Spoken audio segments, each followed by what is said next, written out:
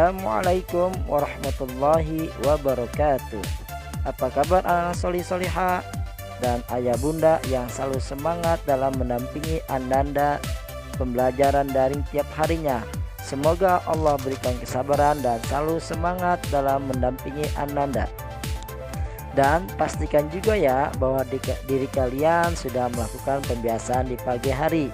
Di antaranya sholat duha, qiraati, tahfiz, dan satu lagi ya, sholat subuhnya jangan sampai kesiangan ya. Dan sebelum mulai pelajaran jangan lupa sarapan ya. Untuk itu teman-teman sekalian, siapkan alat tulisnya, buku tulisnya, dan buku paketnya. Tapi sebelumnya marilah kita membaca doa sebelum memulai pelajaran. Bismillahirrahmanirrahim. Rabbi zidni ilman warzuqni fahman. Rabbi syrah li sadri wa yassir li amri wahlul 'uqdatam min lisani yafqahu qawli. Amin. Semoga pembelajaran hari ini teman-teman semua dimudahkan dalam memahaminya dan dilancarkan dalam mengerjakan tugas hari ini.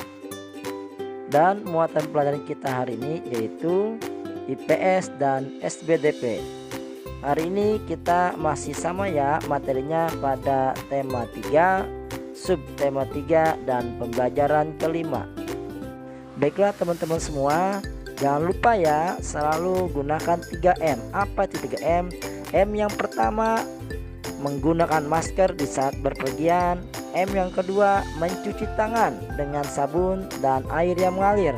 Dan M yang ketiga yaitu menjaga jarak. Semoga kita semua terhindar dari wabah virus yang mengguncang dunia saat ini. Perhatikanlah penjelasan berikut ini.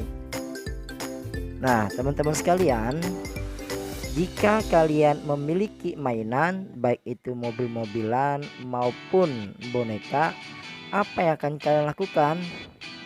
Tentu ada dua hal yang akan kalian lakukan. Yang pertama, merawatnya, tentu agar mainan tersebut terawat, tidak rusak, bahkan nantinya bisa diwariskan kepada adik kita. Dan ada juga yang kedua, merusaknya. Maka yang terjadi pada mainan tersebut yaitu akan kotor, bahkan mainan tersebut pun akan rusak. Nah, jika kita berkaca pada mainan tersebut, bagaimana jika sumber daya alam tidak terawat? Untuk itu perhatikanlah gambar berikut ini.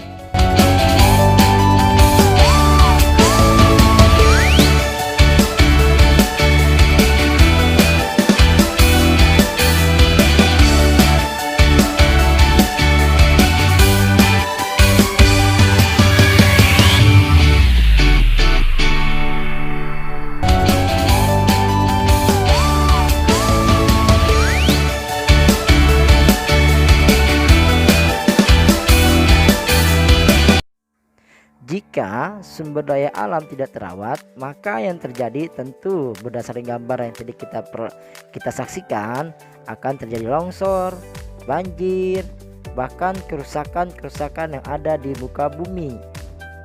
Berbeda lagi jika sumber daya alam kita rawat, kita jaga, kita lestarikan.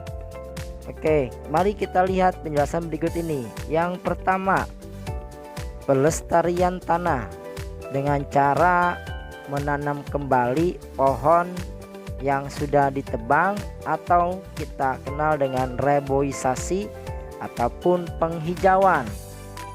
Dan ada juga yang membuat terasering ataupun sengkedan pada daerah perbukitan atau pegunungan yang miring dengan tujuan agar tanah tersebut tidak longsor ketika turun hujan. Yang kedua, pelestarian udara dengan cara yang pertama dengan cara menanam pohon ataupun tumbuhan di daerah sekitar, karena tumbuhan dapat menyerap karbon dioksida dan juga menghasilkan oksigen. Dan yang kedua, mengurangi penggunaan gas ataupun sisa-sisa daripada pembakaran seperti asap pabrik ataupun asap industri serta asap daripada kendaraan bermotor. Untuk mencegah itu, marilah kita gunakan bahan yang aman untuk lingkungan, serta membuat cerobong asap dengan diberikan filter. Dan yang ketiga yaitu pelestarian hutan. Adapun cara untuk melestarikan hutan sebagai berikut. Yang pertama, reboisasi atau penanaman hutan kembali yang gundul. Yang kedua, melarang pembabatan ataupun penebangan pohon di hutan secara sewenang-wenang. Dan yang ketiga, menerapkan sistem tebang pilih dalam menebang pohon. Dan yang keempat, menerapkan sistem tebang tanam dalam kegiatan penebangan hutan.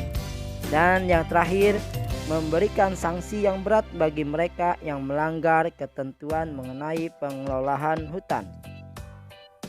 Dan yang keempat yaitu pelestarian laut.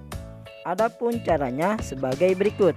Melakukan reklamasi pantai dengan menanam kembali tanaman bakau. Yang kedua, melarang pengambilan terumbu karang di laut. Dan yang ketiga, melarang pemakaian bahan peledak dan bahan kimia saat mencari ikan. Kelima, pelestarian flora dan fauna.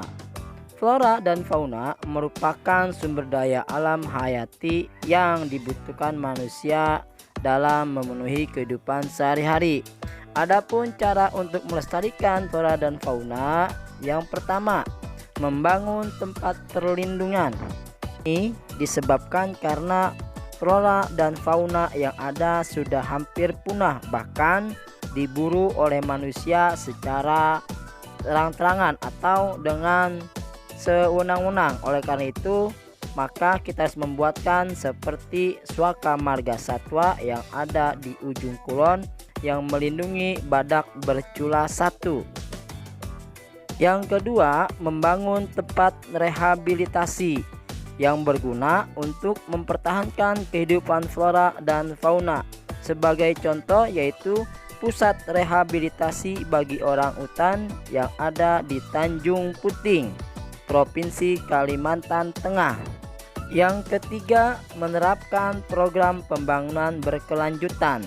Dalam hal ini, para pengembang pembangunan tidaklah memperhatikan aspek lingkungan. Oleh karena itu, agar lingkungan seimbang dan juga tidak terjadinya bencana seperti banjir khususnya, maka untuk itu menyediakan ruang terbuka hijau di tengah pembangunan kota.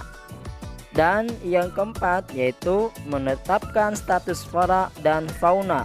Dalam hal ini, flora dan fauna diberikan status sebagai tumbuhan ataupun hewan yang dilindungi. Oleh karena itu, sehingga manusia tidaklah memburu ataupun menebang tumbuhan secara liar, sehingga ekosistem yang ada di hutan maupun di air tidaklah terputus karena ulah manusia dalam pemburuan liar, sehingga mengakibatkan terjadinya ketidakseimbangan alam ataupun ketidakkeseimbangannya suatu ekosistem.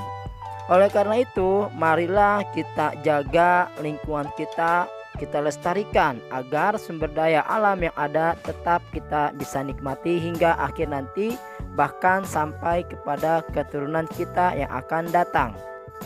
Nah, teman-teman sekalian, tentunya masih ingat ya pembelajaran tentang poster yang pernah disampaikan oleh Bu Ella. Untuk mengingat kembali apa itu poster? Poster merupakan media publikasi yang memadukan antara tulisan dan gambar dengan tujuan yang berisi tentang informasi yang akan nantinya disampaikan kepada halayak umum. Biasanya poster ada yang ditempel di dinding maupun di papan reklame, dan juga ada yang disebar melalui media sosial. Tugas untuk kalian pada pembelajaran kelima kali ini yaitu bukalah buku mahir tematik 4C halaman 80 dan halaman 82. Kesimpulan pelajaran kita hari ini yaitu Marilah kita jaga dan lestarikan sumber daya alam yang ada di sekitar rumah kita. Kelak nantinya kita akan nikmati dan juga keturunan kita. Dan tadi kita sudah mempelajari tentang poster, baik artinya demikianlah pembelajaran kita hari ini. Oh iya, satu hal lagi, ingat selalu pesan Pak Miftah ya. Jaga kesehatan dan selalu beribadah kepada Allah serta rajin-rajinlah menuntut ilmu. Terima kasih. Wassalamualaikum warahmatullahi wabarakatuh.